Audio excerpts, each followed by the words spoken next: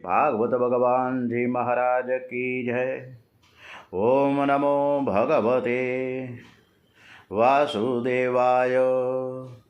ओम नमो भगवते वासुदेवाय।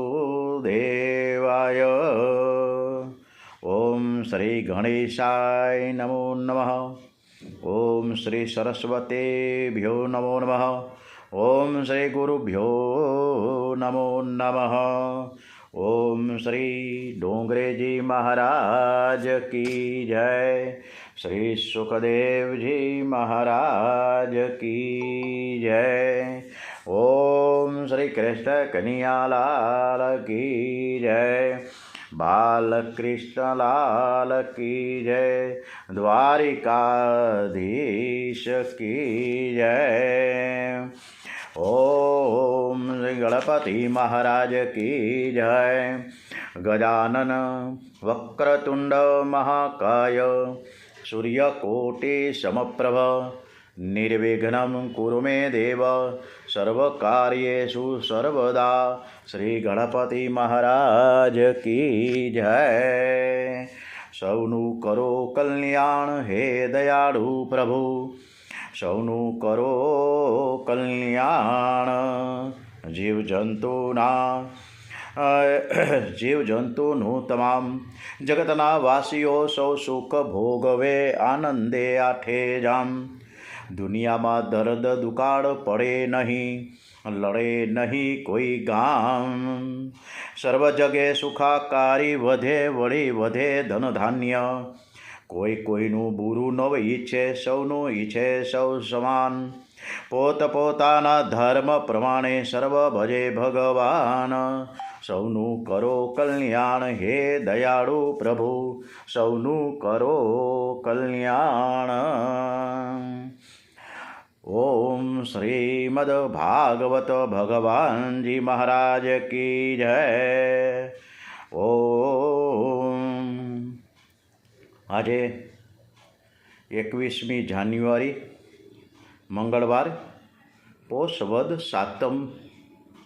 આજથી ફરીથી શ્રીમદ્ ભાગવત રસામૃત તરફ પૂજ્ય ડોંગરેજી મહારાજની કથા તરફ આગળ વધીએ છીએ। પ્રથમ આપણે માહિતમથી શરૂ કરીએ છીએ। આજથી આપણે શ્રીમદ્ ભાગવતનું જે ગાન કરી રહ્યા છીએ એ આજથી પાર્ટ 1 થી શરૂ થાય છે। એટલે પહેલી જ શરૂઆત છે શ્રીમદ્ ભાગવત આજથી મંગળવારથી। એટલે આપ સૌ શાંતિથી સાંભળજો। સાથે ભગવાનને પણ નમસ્કાર સાથે વંદન સાથે પ્રાર્થના કરીએ કે હે કૃષ્ણ પરમાત્મા, હે ઈશ્વર, હે પ્રભુ, તમે અમારી કથા સરસ રીતે સ્મિત હાસ્ય સાથે સાંભળજો। એવા શ્રદ્ધા ભાવસભર વંદન સાથે करारविन्देन पदारविन्दं मुखारविन्दे विनिवेशयन्तं वटस्य पत्रस्य पुटे शयानं बालं मुकुन्दं मनसा स्मरामि। श्रीकृष्ण गोविन्द हरे मुरारे हे नाथ नारायण वासुदेव। जिह्वे पिबस्वा अमृतमेतदेव। गोविन्द दामोदर माधवेति। ओम श्री कृष्ण कन्हैयालाल की जय। सच्चिदानंद रूपाय विश्वोत्पत्त्यादि हेतवे तापत्रय विनाशाय श्रीकृष्णाय वयं नमः। हरे कृष्ण कृष्ण कृष्ण હરે હરે હરે રામ રામ રામ હરે હરે. ઓમ શ્રી કૃષ્ણ કનૈયાલાલ કી જય. આપણે સૌથી સુંદર એવા પ્રભુ પરમાત્મા કૃષ્ણ પરમાત્માને વંદન સાથે આપણે ખૂબ સરસ મજાની ભાવસભર આપણે સ્તુતિ કરી રહ્યા છીએ. સંભળાય છે ને?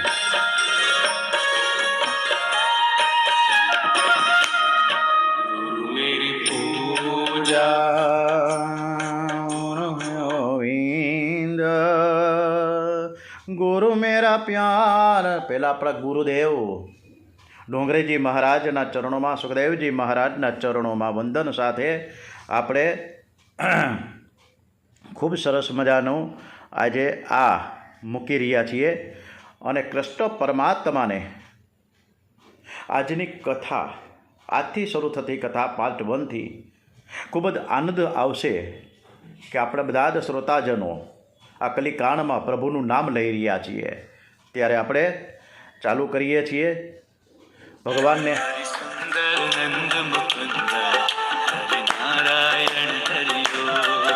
હરિ સુંદર નંદ મુકુંદા હરિ નારાયણ હરિ હરિ કેશવ હરિ ગોવિંદા હરિ નારાયણ હરિ હરિ કેશવ હરિ ગોવિંદા હરિ નારાયણ હરિ. आओ रे गोकुल के प्यारे, आओ रे प्यारे गोकुल के प्यारे, आओ रे नाचो रे रास रचाओ रे, आओ रे नाचो रे रास रचाओ, आओ रे नाचो रे रास. સંભળાય છે ને? બીજાને જરા કહેજો.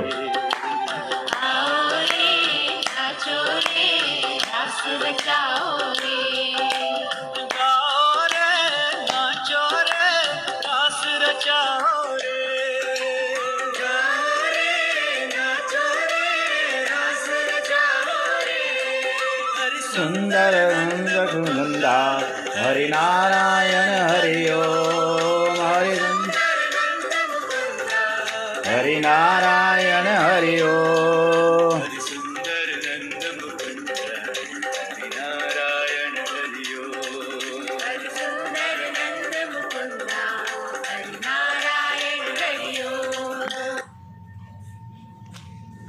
ખૂબ સરસ ભગવાનની આપણે સ્તુતિ કરી છે. આપણા શ્રીમદ ભાગવતના ગુરુદેવ શ્રી ડોંગરેજી મહારાજના ચરણોમાં નમસ્કાર સાથે ઓમ ગુરુર બ્રહ્મા ગુરુર વિષ્ણુ ગુરુર્દેવો મહેશ્વર ગુરુર સાક્ષાત પરમ બ્રહ્મ તસ્મૈ શ્રી ગુરુવે નમો નમઃ. ઓમ શ્રી ગુરુભ્યો નમો નમઃ. ઓમ શ્રી ગુરુભ્યો નમો નમઃ.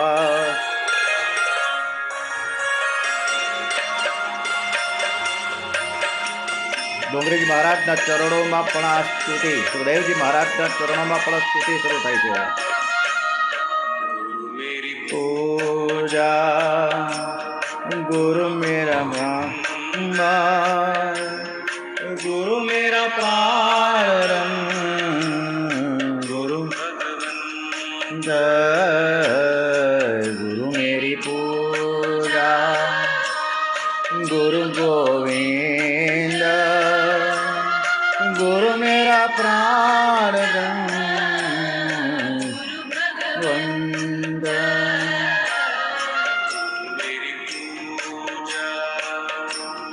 गुरु गोविंद गुरु मेरा प्राण गुरु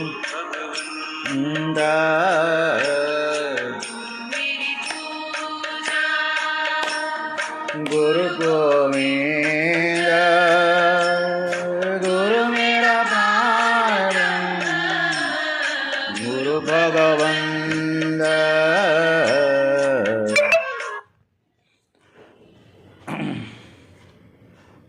પૂજ્ય ડોંગરેજી મહારાજ એકદમ સાત્વિક, આપણા દેશના એકદમ સન્નિષ્ઠ, શ્રદ્ધાવાન, ભક્તિવાન અને કૃષ્ણ ભક્તિમાં લીન એવા ડોંગરેજી મહારાજ અને ન ભૂતો ન ભવિષ્યથી એવા ભગવાનના પ્યારા પ્યારા કૃષ્ણ પરમાત્મા ભક્તિમાં સભર એવા પૂજ્ય ડોંગરેજી મહારાજ એવા વક્તા થઈ ગયા કે જેણે આંખ ઊંચી કરીને ક્યારેય કથા નથી કરી.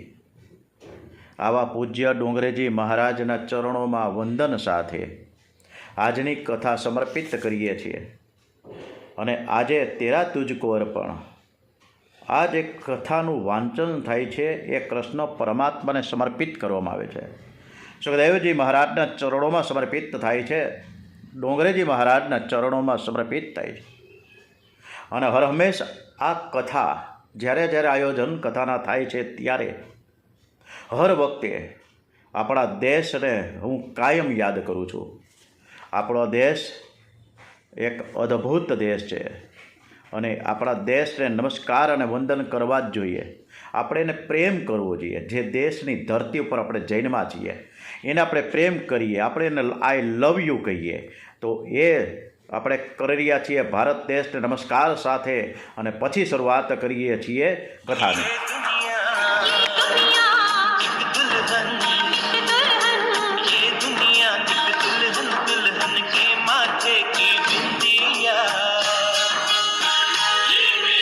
India, hello my India, ye mera India, I love my India.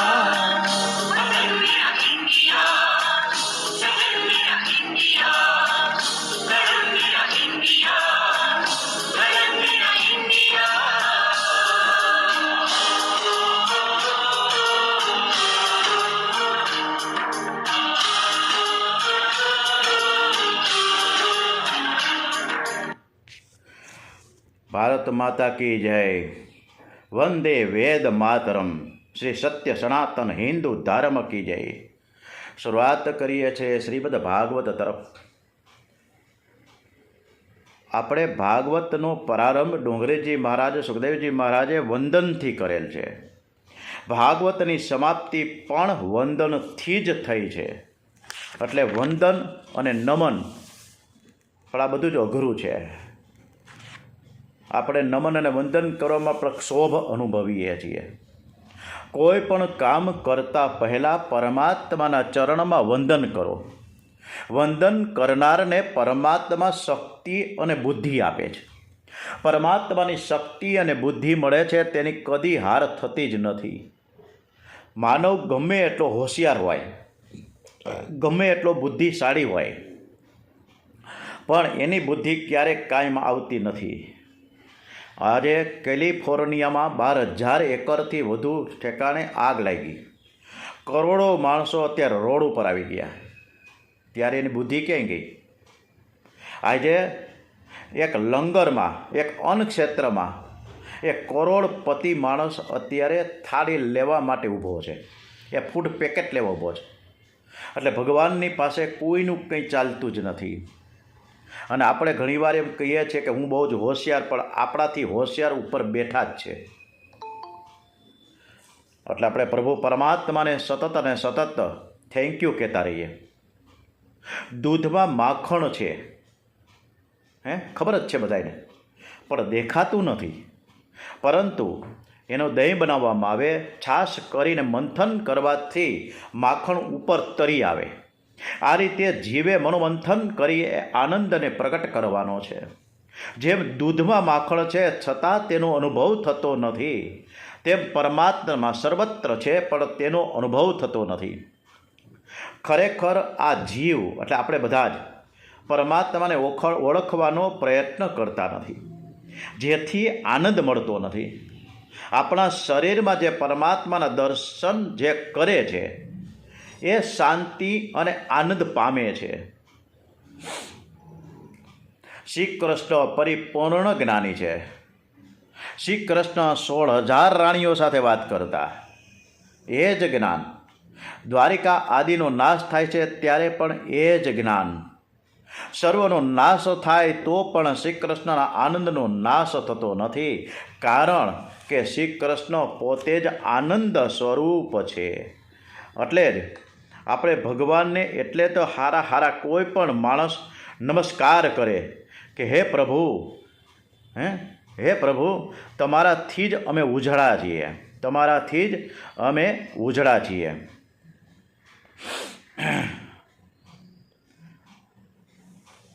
Krishna પરમાત્માને હર હંમેશ આપણે થેન્ક યુ કહેતા જઈએ, કે રોજ આપણે આભાર વ્યક્ત કરીએ. આ ભાગવતના પ્રથમ વક્તા આદિનારાયણ છે. ભાગવતના પ્રધાન વક્તા આદિનારાયણ. સૃષ્ટિના આરંભમાં પરમાત્માએ આ બધી જ કથા બ્રહ્માજીને સંભળાવી.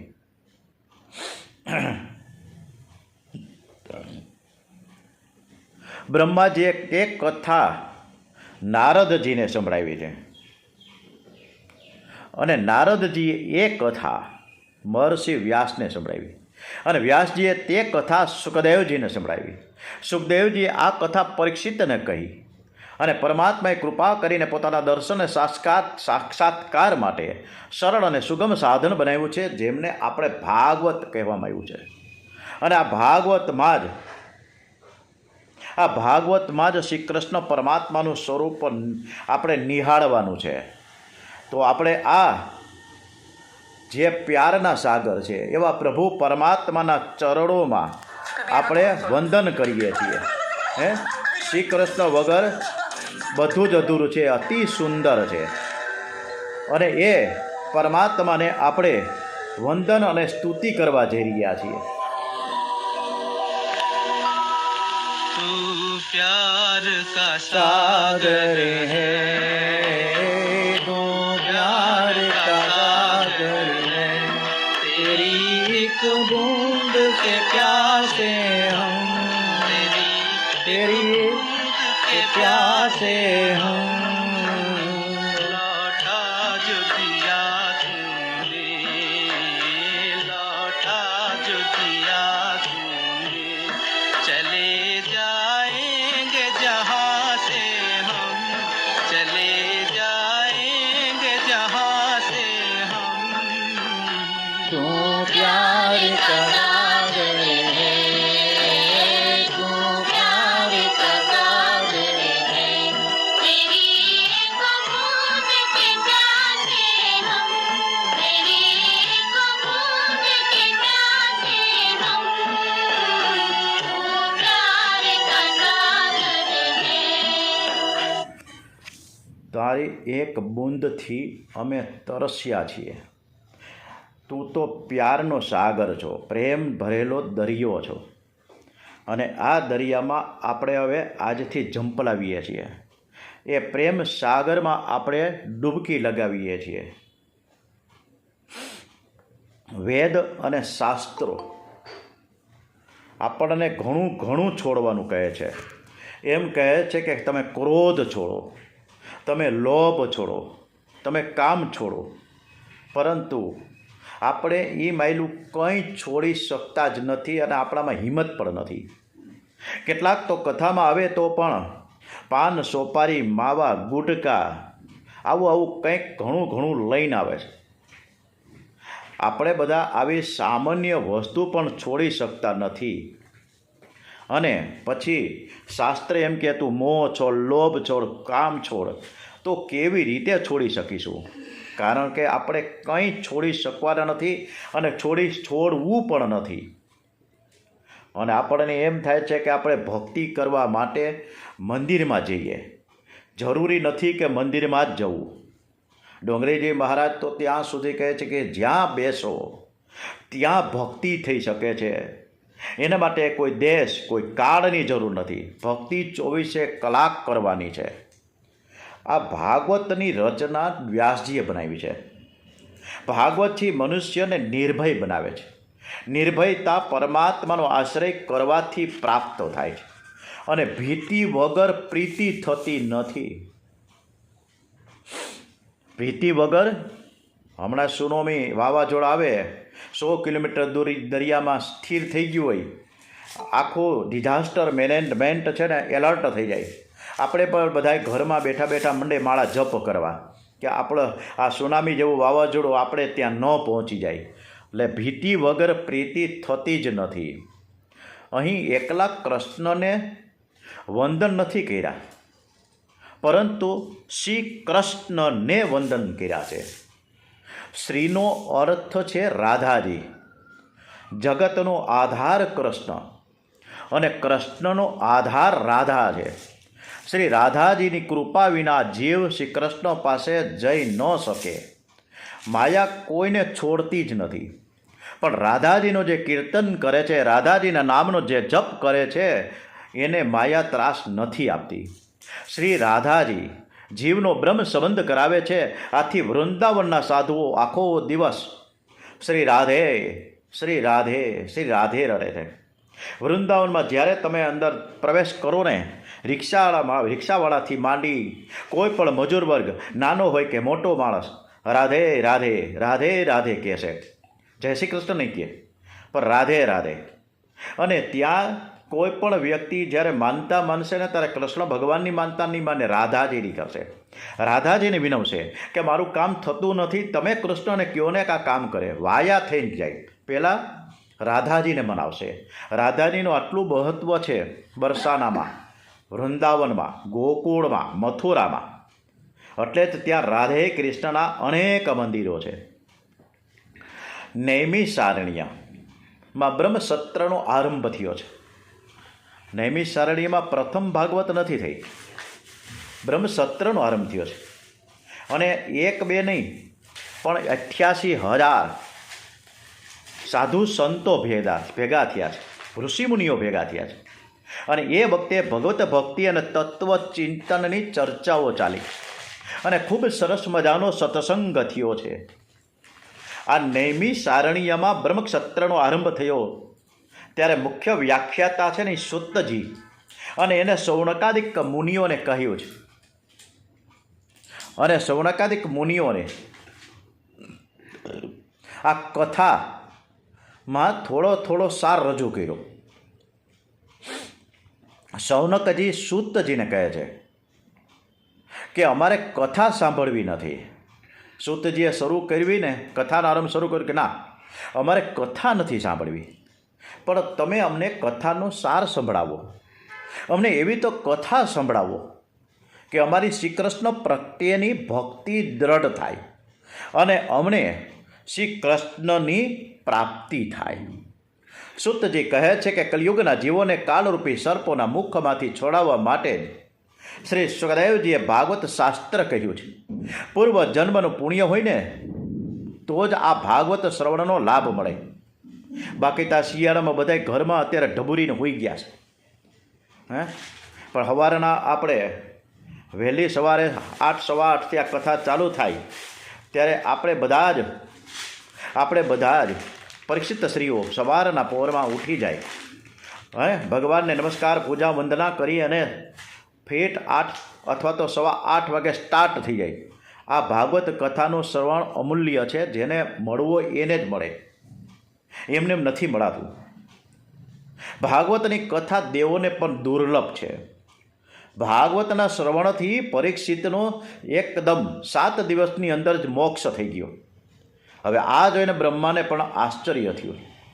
એમણે સત્યલોકમાં કાંટો બાંધ્યો છે, આમ ત્રાજવું, પલ્લું, ન્યાયનું પલ્લું કેમ હોય છે કોર્ટમાં, એમ તેવા ત્રાજવામાં મગાવ્યા, મોટો ત્રાજવું મગાવ્યું. અને એ ત્રાજવામાં એક બાજુ બધા જ શાસ્ત્રો, બધા જ વેદો એક બાજુ મૂક્યા, બીજી બાજુ ભાગવતનો ગ્રંથ મૂકવામાં આવ્યો. ત્યારે બીજા બધા જ સર્વ સાધનો, શાસ્ત્રો અને વેદો હલકા થયા અને જ્યારે ભાગવત પ્રમાણમાં ભારે થઈ ગયું. આ ભાગવત છે, અનેરું છે. કદાચ આપણે ખ્યાલ આપી દઉં કે આપણા દેશ અને વિદેશમાં વધુમાં વધુ કથાના આયોજન થતા હોય, કથા શ્રવણ થતા હોય તો એ શ્રીમદ ભાગવત થાય છે. રામાયણનો ક્રમ પછી આવે. રામાયણનો ગ્રંથ પણ સરસ છે, મર્યાદા પુરુષોત્તમ રામચંદ્રજી, પરંતુ મોટે ભાગે કારતક મહિનો, ચૈત્ર મહિનો અને ભાદરવ મહિનામાં આખા દેશમાં હજારો ભાગવત કથાના આયોજન થતા હશે. તો સૌથી વધુમાં વધુ હજારો વર્ષોથી વંચાતી આ ભાગવત કથામાં વારંવાર આપણે સાંભળવાનું મન થાય એવી આપણી આ કથા, ભાગવત કથા તરફ આપણે આગળ વધ્યા છીએ. એક દિવસ ફરતા ફરતા દેવર્ષિ નારદ બદ્રિકાશ્રમ વિશાલાપુરીમાં આવ્યા છે અને ત્યાં સનત કુમારનું અને નારદજીનું મિલન થયું. નારદજીનું મુખમંડળ ઉદાસ અને ત્યારે ઉદાસીનું કારણ પૂછવામાં આવ્યું છે. નારદજી કહે છે, હું તો આનંદમાં છું, મને કોઈ ચિંતા નથી, મને કોઈ દુઃખ નથી, પણ મારો દેશ, આજે મારો ભારત દેશ બહુ દુઃખી છે અને તેથી મને દુઃખ થાય છે. આજે આ સત્ય, તપ, દયા અને દાન આપણા દેશમાં કે રહ્યા નથી. મનુષ્ય બોલે છે કંઈ અને મનમાં હોય છે કંઈક અને કરે છે કંઈક. જીવો ફક્ત ને ફક્ત પેટ ભરા થઈ ગયા છે. આ સમાજમાં કોઈને પણ શાંતિ નથી, બધા જ અશાંત છે. હું અનેક સ્થળે ફર્યો પરંતુ મને ક્યાંય શાંતિ મળતી નથી. મને ક્યાંય શાંતિ મળતી નથી. આજે દેશ દુઃખી છે, આજે દેશ દુઃખી છે.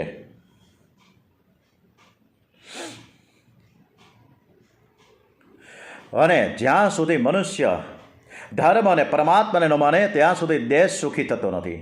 જેના જીવનમાં ધર્મને સ્થાન નથી તેના જીવનમાં શાંતિ નથી. હવે જગતમાં ધર્મ રહ્યો નથી, સત્ય રહ્યું નથી, જગતમાં અસત્ય ખૂબ વધ્યું છે. અસત્ય સમાન કોઈ પાપ નથી.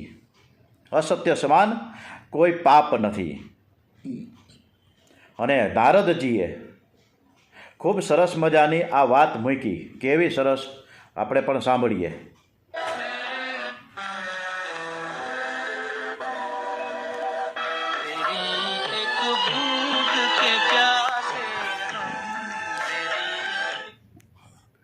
ચાલુ રાખજો. મારી પાસે અત્યારે કવિ પ્રદીપજીનું એક સરસ મજાનું ગીત, તું કિતના બદલ ગયા ઇન્સાન, તું કિતના બદલ ગયા ઇન્સાન. મારે ગીત મૂકવું હતું પણ મારી પાસે અત્યારે કોઈ વ્યક્તિ હાજરમાં નથી કે જેથી કરીને મારે એમાં ઓપરેટિંગ કરી શકે. તો નારદજીને ખૂબ જ ચિંતા થવા માંડી છે, ખૂબ જ ચિંતા થવા માંડી કે આ દેશ ખૂબ જ દુઃખી છે. મને આ જગતમાં ક્યાંય નીતિ દેખાતી નથી અને મનુષ્યને ફક્ત કુટુંબ સુખ જ દેખાય છે. એ વિચાર કરે કે આ પૈસાથી હું કુટુંબને સુખી કરીશ. શરીર અને ઇન્દ્રિય સુખમાં એવો ફસાયો છે કે ખરો આનંદ ક્યાં છે અને પાછો એ આનંદ ક્યાં મળશે એનો વિચાર કરતો નથી. કાયમ ને કાયમ અશાંત અને ઉદ્વેગમાં જ આ મનુષ્ય અત્યારે ફરી રહ્યો છે. આ ચિંતા મને સતાવી રહી છે. નારદજી અનેક સ્થળે બધાને પૂછ્યું, અનેક ઠેકાણે બધાને પૂછ્યું. શું પૂછ્યું? કે એને એક ઠેકાણે ભક્તિ મળી, એક વૃદ્ધ માતા, એક યુવાન માતા, ભક્તિથી યુવાન હતી અને એને બાજુમાં સૂતાતા એવા વૃદ્ધ એના દીકરા જ્ઞાન અને વૈરાગ્ય. ભક્તિ એને કહે છે નારદજી કે હે મહાત્મા, તમે આવ્યા છો તો આનો કંઈક ઉકેલ લાવો કે આ જ્ઞાન અને વૈરાગ્ય મારા દીકરા છે એ અત્યારે નાની ઉંમરમાં એક જુવાન જોધ હોવા છતાં પણ વૃદ્ધાવસ્થા આવી ગઈ એને, તો તમે કાંઈક એવો ઉપાય બતાવો. બધે જ નારદજીએ પૂછી વળ્યા કે જ્ઞાન વૈરાગ્યની સાથે ભક્તિને જાગૃત કરવા માટે કાંઈક તો ઉપાય બતાવો, કંઈક તો ઉપાય બતાવો, કોકની પાસે તો હશે ને. પણ કોઈ બતાવી ન શક્યા અને છેવટે નારદજીએ બદ્રિકાશ્રમમાં સનત કુમારો પાસે આવીને બધી જ વાત કરી છે. સનત કુમારો કહે છે કે તમે ભાગવતની કથા કરો. પ્રેરણા થઈ છે. નારદજીને કીધું સનત કુમારોએ, અને તમારી ઈચ્છા પૂર્ણ થશે. જ્ઞાન અને વૈરાગ્યની સાથે ભક્તિ જાગૃત થઈ જશે અને તમે એનો પ્રચાર કરો, તેથી લોકોનું કલ્યાણ થશે. નારદજી કહે છે કે ભાગવતમાં વેદનો અર્થ ભરેલો છે. મેં તો વેદોના પારાયણ કર્યા પણ કઈ પરિણામ ન આવ્યું. સનત કુમારો કહે વેદમાંથી તો ભાગવત નીકળ્યા છે, છતાં ભાગવતમાં વેદાંત કરતા, બોલો કેવું સરસ બતાવ્યું છે. વેદમાંથી તો ભાગવત નીકળ્યા છતાં પણ મૂળ વેદ કરતાં ભાગવતમાં અનેક ગણી શક્તિ છે, દિવ્ય શક્તિ છે. ભાગવત સર્વ વેદોમાં છે અને ભાગવત સર્વ વેદોનો સાર છે. આમાં ડોંગરેજી મહારાજે ખૂબ સરસ મજાની વાત પૂરી કે દૂધમાંથી ઘી ઉત્પન્ન થાય. ઘી એમને એમ ન થાય, દૂધ હોય તો જ ઘી થાય. દૂધ ન હોય તો ઘી થાય જ નહીં. દૂધ કરતાં પણ ઘીમાં દિવ્ય શક્તિ છે. દૂધના કટોરામાં વાટ બોડીને પ્રગટાવવામાં આવે તો વાટ છે ની પ્રગટે નહીં, દીવો ન થાય. પરંતુ એ દૂધમાંથી જ્યારે ઘી બને અને એ ઘીથી દીવો થાય તો તરત દીવો પ્રગટી જાય. પણ 2 મણ દૂધ કદાચ રાખીએ ને તો દીવો ન થાય. હરિદ્વાર પાસે આનંદ નામનો ગંગાજીનો તટ છે. ત્યાં તમે જ્ઞાન યજ્ઞ રાખો અને ત્યાં તમે ભક્તિને કહો કે તે પણ પોતાના વૃદ્ધ અને નિર્બળ પુત્રોને જ્ઞાન વૈરાગ્યની સાથે લઈને ત્યાં આવે. આમાંના હવે નારદજી આવ્યા છે. નારદજી સાથે શરદ કુમારો આવ્યા છે ભાગવત કથા કહેવા માટે ગંગા કિનારે. શુદ્ધ ભૂમિમાં સાત્વિક ભાવ જાગે છે. ભૂમિની અસર સૂક્ષ્મ રૂપે મન ઉપર થાય છે. આ ગંગા છે ને જ્ઞાન ભૂમિ છે. દેવોને અને ઋષિમુનિ આમંત્રણ આપવામાં આવ્યા. ઘણા દેવોને ઋષિમુનિઓ ત્યાં આવ્યા. પણ કેટલાક ઋષિમુનિઓ આપણને પણ ઘણીવાર આળસ થાય એમને એમ કથાનું શ્રવણ થતું નથી.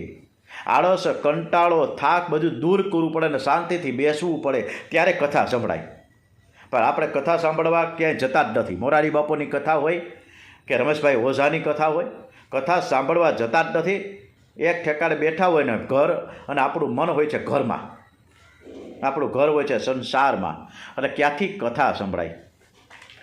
એટલે કેટલાક આળસુ થઈને ઘરમાં ને આશ્રમમાં ને સંસ્થામાં બેસી રહ્યા. અને ઘણાય પાછા એવું કહે છે કે મેં તો ભાગવત વાંચી નાખ્યું, મને તો બધી જ ખબર છે.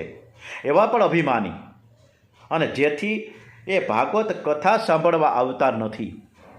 એટલે ભૃગુ ઋષિ એકના ઘરે જાય છે અને ટકોરા મારે છે અને દરેકને એક પ્રેરણા કરે છે કે કથામાં આવા આગ્રહ કરે છે. સત્કર્મમાં બીજાને પ્રેરણા આપે તેને પણ પુણ્ય મળે છે.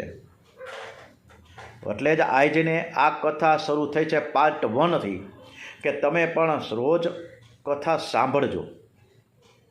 કથાનો પ્રચાર અને પ્રસાર જેટલો થાય એટલો કરો, એનું પણ આપણને પુણ્ય મળે છે. અને આ ભાગવત કથા સબસ્ક્રાઈબ કરવી હોય, લાઈક કરવી હોય, ગમતી હોય તો તમારે કૃષ્ણ પરમાત્માને લાઈક કરવાનું, સબસ્ક્રાઈબ કરવાની. આ આપણે તેરા તુજકો અર્પણ એવા ભાવ સાથે કથા કરીએ છીએ.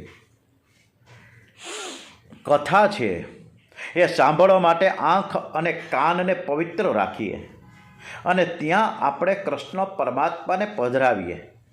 દરેક સત્કર્મના આરંભમાં શાંતિ પાઠ કરવામાં આવે છે. અને હરિ ઓમ ભદ્રં કર્ણેભિઃ શૃણુયામ દેવા ભદ્રં વક્ષેમાક્ષભિર્યજત્રાઃ સ્થિરૈરંગે તુટુવાગુંસસ્તનુર્યસેમહિ દેવહિतं યદાહુ. આપણે એવો સંકલ્પિત થઈએ કે કાન વડે અમે ભદ્ર એટલે કલ્યાણમય વચનો સાંભળીએ. આથી ગોર મહારાજ સત્કાર્યના આરંભ વખતે આંખે અને કાને જલ પ્રાશન કરાવે છે. ઓમ વાંકમે આસ્ય અસ્તુ, ઓમ અક્ષરો મેં ચક્ષર અસ્તુ, ઓમ કર્ણો મેં ક્ષોત્રમસ્તુ, ઓમ બાહો મેં બલમસ્તુ, ઓમ ઉર્વો મેં ઓજો અસ્તુ. એવી રીતના ન્યાસ કરવામાં આવે છે. ઇન્દ્રિયોને શુદ્ધ કરવામાં આવે છે. શુદ્ધ ઇન્દ્રિયોમાં જ પરમાત્માનો પ્રકાશ થાય છે. કાળ બગડ્યો નથી, કાળ જેમ છે એમ જ છે, પરંતુ કાળજું બગડ્યું છે. સનત કુમારો કહે છે કે આ ભાગવત ગ્રંથમાં 12 સ્કંદ છે અને 18,000 શ્લોકો છે. આ 18,000 શ્લોકોની આપણે આ કથા ગાન કરી રહ્યા છીએ. કલિયુગના જીવોને કાળરૂપ સર્પના મુખમાંથી છોડાવવાના હેતુથી ત્યાં ભાગવત કથા કહેવામાં આવે છે. જ્યારે સુખદેવજી રાજા પરીક્ષિતને આ કથા સંભળાવતા હતા એ સમયે દેવો સ્વર્ગનું અમૃત લઈને આવ્યા. દેવો કહે છે કે અમે સ્વર્ગનું અમૃત રાજા પરીક્ષિતને આપીએ છીએ અને આપ કથા અમૃત છે એ તમે અમને આપો. આથી સુખદેવજી રાજા પરીક્ષિતને પૂછે છે કે આ દેવો આવ્યા છે સ્વર્ગમાંથી અને અમૃત લઈને આવ્યા છો, એ તમારે પીવું છે? કે અત્યારે આપણે જે કથા કરી રહ્યા છીએ કથાનું અમૃત પીવું છે. રાજા પરીક્ષિત કહે છે કે સ્વર્ગનું અમૃત પીવાથી શું લાભ થાય છે, અને સુખદેવજી એમ કહે છે કે સ્વર્ગનું અમૃત પીવાથી પુણ્યનો ક્ષય થાય છે પણ પાપનો ક્ષય થતો નથી. જ્યારે કથાના અમૃતથી પાપનો ક્ષય થાય છે, એનાથી ભોગ વાસનાનો વિનાશ થાય છે. તેથી સ્વર્ગના અમૃત કરતાં આ કથાનું અમૃત શ્રેષ્ઠ છે. મહારાજ, મારે સ્વર્ગનું અમૃત પીવું નથી, મારે આ કથાનું જ અમૃત પીવું છે. 7 દિવસમાં જ્ઞાન વૈરાગ્યને જાગૃત કરીને જ્ઞાન વૈરાગ્યને જાગૃત કરી ભક્તિરસ ઉત્પન્ન કરનારી આ કથા છે. આ કથા છે. આપણામાં જ્ઞાન અને વૈરાગ્ય તો છે પણ એ સૂતેલા છે અને એને જાગૃત કરવાના છે. અને ભાગવત સિવાય એવો બીજો કોઈ ગ્રંથ નથી કે જે 7 દિવસમાં મુક્તિ આપે. મુક્તિ આપે એવી આ કથા છે. અને એ કથા તરફ આપણે થોડું પ્રયાણ કરીએ.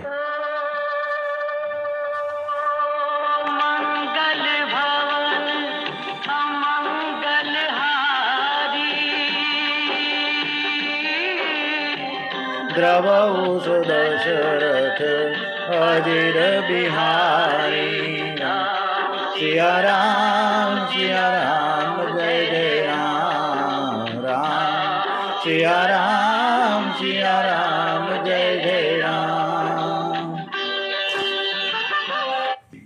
આવી સરસ કથામાં આપણે બધા જોડાયેલા છીએ તો આપણે સિયારામ બનીએ, આપણે કૃષ્ણમય બનીએ. ભાગવતમાં વ્યવહારનો પણ બોધ આપવામાં આવ્યો છે. ભાગવતમાં અનેક પ્રકારની રચનાઓ છે. બહુ સરસ સાંભળજો કે ભાગવતમાં વ્યવહારનો બોધ આપવામાં આવ્યો છે. ભાગવત છે ની માખણ છે અને બીજા શાસ્ત્રો છે એ દૂધ અને દહીં જેવા છે. આ બધી જ કથા શ્રી સુખદેવજી અને ડુંગરજી મહારાજ કરી રહ્યા છે. આમાં એક પણ શબ્દ મારો નથી. જે શક્તિ પરમાત્મા છે તે જ શક્તિ આ ભાગવતમાં છે. ભાગવત એ શબ્દોની પરમાત્માની શબ્દમય મૂર્તિ છે. ભાગવત એ નારાયણનું દિવ્ય સ્વરૂપ છે અને ભાગવત એ પરમાત્માનું નામ સ્વરૂપ છે. મનમાં અનેક જન્મોના મેલ ભર્યા છે. મનને શુદ્ધ કરવા નામ સેવાની જરૂર છે. મન શુદ્ધ કરે છે ભાગવત. કલયુગમાં નામ સેવા મુખ્ય છે. નામ એ જ બ્રહ્મ છે, નામ એ જ પરમાત્મા છે. નામ એ પરમાત્મા કરતાં પણ શ્રેષ્ઠ છે. એટલે જ રામ નામના પથ્થર તૈરા, પણ રામચંદ્રજીએ પોતે પથ્થર ઉપાડીને દરિયામાં નાખ્યો, સમુદ્રમાં નાખ્યો તો ડૂબી ગયો. એટલે નામ એ પરમાત્મા કરતાં પણ શ્રેષ્ઠ છે. પરમાત્મા દેખાતા નથી. આજે ક્યાંય પરમાત્મા ગમે એટલા હોય તો કદાચ 40-50 વર્ષ સુધી આપણે તપ કરીએ, તપશ્ચર્યા કરીએ, જપ તપ કરીએ, પણ પરમાત્મા નહીં દેખાય. જે દેખાતા નથી એની સાથે પ્રીતિ કરવી ઘણી કઠણ છે. નામ સ્વરૂપ સ્પષ્ટ દેખાય છે. રામ રામ રામ રામ, હરે કૃષ્ણ હરે કૃષ્ણ હરે કૃષ્ણ. અને હમણાં જ હું ઇસ્કોન ગયો, અહીંયા ભાડજ અમદાવાદમાં, અને ત્યારે ત્યાં બહુ સરસ મજાનું એક ફરતા નાના લાદીના પીસ મૂકવા મળ્યા હતા, 1 ફૂટના, એટલે લગભગ 1.5 બાય 1.5ના. ઓકે, જ્યાંથી સ્ટાર્ટ કરવાનું હોય ને ત્યાંથી હરે કૃષ્ણ કૃષ્ણ કૃષ્ણ હરે હરે, હરે રામ રામ રામ હરે હરે. એટલે એ સ્ટેપથી આગળ જવાનું. આટલો મંત્ર બોલવાનો, પછી બીજી જે લાદી નીચે ફ્લોરિંગમાં લગાડી હોય એના પર એમ કરતાં 108 આ રીતના નામ લેવાના. નામ જપ એવી રીતના થાય છે ત્યાં ઇસ્કોનમાં. બહુ સરસ, અદ્ભુત અને આનંદ આવ્યો. અને અમારા પરિવારે ખૂબ સરસ મજાની એ પ્રદક્ષિણા પણ કરી. તો નામ સ્વરૂપ સ્પષ્ટ છે. ભગવાનનું નામ કેવું છે? મધુરમાં મધુર છે ને મંગલમાં મંગલ, હરિનામ કેવલ, હરિનામ છે ને એ જ મધુર છે, એના સિવાય બીજું કોઈ મધુરું છે જ નહીં. ભાગવત પરમાત્માની સાથે પ્રેમ કરવાનું કહે છે. મનુષ્ય આપણે બધા જ પત્ની, પુત્ર, ધન, ભોજન આ બધામાં પ્રેમ કરીએ છીએ, પણ પરમાત્મામાં પ્રેમ કરતા નથી, એટલે જ આપણે દુઃખી થઈએ છીએ. ભાગવત એ મનુષ્ય નિર્ભય કરે છે. ક્યાંય પણ કદાચ ક્યાંક અટકા હોય તો ભાગવતજીનું સ્મરણ કરવાથી આપણે કોઈ ભય રહેતો નથી. પરીક્ષિત રાજાને 7 દિવસમાં તક્ષક નાગ, 6ઠ્ઠો દિવસ પૂરો થયો, 7મો દિવસ આવ્યો, પછી બધો ભય વયો ગયો. હવે કદાચ તક્ષક નાગ હળી કાઢીને મને કદાચ દંશ દેવા આવે તો મને એની કંઈ પડી નથી. આટલો બધો એ પરીક્ષિત રાજા નિર્ભય બની ગયા છે. ભાગવત છે ને મરણને સુધારે છે અને અમર પણ બનાવે છે. અને મરણને આપણે બધા જ અમંગળ માનીએ છીએ, પરંતુ તે અમંગળ છે જ નહીં. મૃત્યુ છે ને પરમાત્માનો એક સેવક છે, એટલે તે મંગળ છે. પરમાત્મા મૃત્યુને આજ્ઞા કરે છે કે આ જીવને તું ઉપાડી લાવ. મનુષ્યને અંતકાળમાં જે ગભરામણ થાય છે તે કાળની લાગતી નથી, પરંતુ આજ સુધીમાં આપણે કેટલા બધા પાપો કર્યા છે, કેટલાક બધા ખોટા કામો કર્યા છે. એની લાંબી લચક યાદી કરવામાં આવે ને તો એ પણ બધાય કાગળ ટૂંકા પડે, અને પાપોની યાદીથી આપણને ગભરામણ થાય છે, પરસેવો વળી જાય. મનુષ્ય બધી જ તૈયારીઓ કરે છે, પણ મરણની તૈયારી કોઈ કરતું નથી. મરણ અમંગળ નથી. ભાગવત કથામાં ઘણી બધી શક્તિ છે. એટલે એક જગ્યાએ એક પ્રશ્ન કર્યો મહારાજને કે ભાઈ આજે તો આ એટલા બધા, હવે તો બહુ ભાગવત કથા વધી છે. મેં 4 વખત હરિદ્વારમાં અને 2 વખત વૃંદાવનમાં, અને હવે કથા કરી, અને હવે રામેશ્વરમાં 7મી કથા છે. કથાઓ તો એટલી બધી થાય છે કે વાત જ કરુંમાં, અને સારી વાત છે. પણ ત્યાં કોઈ જગ્યાએ કોઈ પરિસ્થિતિ, એટલે કે શ્રોતાજનોને લેવા માટે વિમાન કેમ નથી આવતું? એક વખત પ્રશ્ન પૂછાડો પૂજ્ય શ્રી રમેશભાઈ ઓઝાને, કે ભાઈ એમ ન આવે, કારણ કે પરીક્ષિત જેવા આપણી શ્રદ્ધા નથી, આપણી ભાવના નથી, એટલી આપણી પાસે શ્રવણ કરવાની શક્તિ નથી. એકદમ આપણે જે શ્રોતા છે એ લાયક નથી બનતા, અને લાયક જ ન હોય તો એ વિમાન આવે ક્યાંથી? ડુંગરીજી મહારાજ તો એમ કહે છે કે વક્તા અને શ્રોતા જો લાયક હોય તો 7 દિવસ તો ઘણા છે. દીવો છે, સામે દીવો પડ્યો હોય, ઘી છે, વાટ તૈયાર છે, દીવાસળી પાકસની બચલું બાજુમાં છે, બધી જ તૈયારી છે, તો દીવો થતાં વાર કેટલીક લાગે? ફટાક દઈને દીવો થઈ જાય. કથામાં આનંદ આવે છે. જેટલો સમય કથા સાંભળો એટલો સમય મુક્તિના જેવો આનંદ મળે છે. આ છેલ્લા 7 વર્ષથી કથા કન્ટિન્યુ ચાલે, સવારથી 7 વર્ષથી એકદમ રિપીટ ટુ રિપીટ, અને છતાં પણ અદ્ભુત આનંદ મળે છે. તમે પણ રોજ સાંભળજો, બહુ આનંદ આવશે. શાંતિથી ને પ્રેમથી પરમાત્માના નામનો જપ કરતા કથા સાંભળે એટલો સમય મુક્તિનો આનંદ મળે છે. ભાગવતની કથા એવી નથી કે મૃત્યુ પછી જ મુક્તિ મળે. ભાગવતની કથા વક્તા જો વિવેકથી અને પ્રેમથી તન્મય થઈને કરતા હોય, અને શ્રોતાઓ સાવધાન થઈને શાંત ચિત્તે એકાગ્ર થઈ અને રસપૂર્વક કથા સાંભળતા હોય, તો જેટલો સમય કથા ચાલે એટલો સમય જગત ભૂલાઈ જાય અને પરમાત્માને પ્રાપ્ત કરે છે. એટલે જ કે હરિના જન તો મુક્તિ ન માંગે જન્મો જન્મ અવતાર રે, નિત સેવા નિત કીર્તન, હું કૃષ્ણ ભગવાનનું કિરાજ કરું, આવી રીતના માંગે છે. સંસારની મોહમાયા છોડવી કઠણ છે. માળા ક્યાંથી કરવી? ભાગવત કથા સાંભળવી કેમ? કેટલા બધા કામ છે, અમારી પાસે ટાઈમ જ નથી. પૂર્વ જન્મેનું શરીર ગયો પણ મન નથી ગયું. મનુષ્ય શરીરની અને કપડાની કાળજી રાખે છે. અત્યારે દંડવંત કરવા સ્વામિનારાયણ મંદિરે આપણે જ્યારે ઘણા આપણા ભક્તજનો દંડવંત નમસ્કાર કરે, પણ ઘણા ઊભા પણ હોય. શું કામ? કપડાં બગડી જાય. આપણે કપડાની કાળજી રાખીએ છીએ, પણ મર્યા પછી જે સાથે આવે છે એ મનની કાળજી રાખી નથી શકતા. મર્યા પછી જે સાથે આપણે સાથે જ આવવાનું છે એની કાળજી રાખીએ. ભાગવતમાં કોઈ શંકાને સ્થાન જ નથી. એટલે જ કથાની સમાપ્તિમાં 12મા સ્કંધમાં સુખદેવજી મહારાજ પરીક્ષિત રાજાને કહે છે કે હવે કથા પૂર્ણ થઈ છે, હજી તારા મનમાં કંઈ શંકા હોય તો તું પૂછ. હજી આપણે કથા આગળ વધારીશું, ચિંતા ન કર, હું તને બધું જ બરાબર સમજાવીશ, હું અહીં જ છું. અને ત્યાં સુધી આ તક્ષકનાગ નહીં આવી શકે અહીં, અને કદાચ અહીંયા આવી જ જાય તો મારી નજર પડશે ને તો એ તક્ષક નાગની અંદર જે ગળામાં રાખેલું એને ઝેર હોય ને એ અમૃત બની જશે. પરંતુ સુખદેવજી રાજાના આ પ્રત્યુત્તરમાં પરીક્ષિત એમ કહે છે કે કથા સાંભળ્યા પછી મારા મનમાં હવે કોઈ શંકા જ નથી રહી. વક્તા જો પ્રેમથી કથા કરે અને શ્રોતાઓ બરાબર શાંતિથી પ્રેમથી સાંભળે તો તેમના મનમાં કોઈ શંકા રહેતી જ નથી. કેટલીક વખત તમને અનુભવ થશે કે જાણે આ કથા મને ઉદ્દેશીને તો નથી થઈ રહી ને, મારી શંકાનું આમાં નિવારણ થતું હોય એવું મને લાગે છે. વ્યાસજીએ મનુષ્યની દરેક શંકાનું સમાધાન આ ભાગવતમાં કર્યું છે. ભાગવત એ પરમહંસ સંહિતા છે. ભાગવત એક જ્ઞાન યજ્ઞ છે. ભાગવત એક જ્ઞાન યજ્ઞ છે. બહુ સરસ મજાનું ડોંગરેજી મહારાજે કીધું છે કે ભાગવતની કથા યજ્ઞ નથી પણ જ્ઞાન યજ્ઞ છે. જે યજ્ઞ કરવામાં આવે ને તો એની ફળની ક્ષમતા છે ને સત્ર કહેવામાં આવે.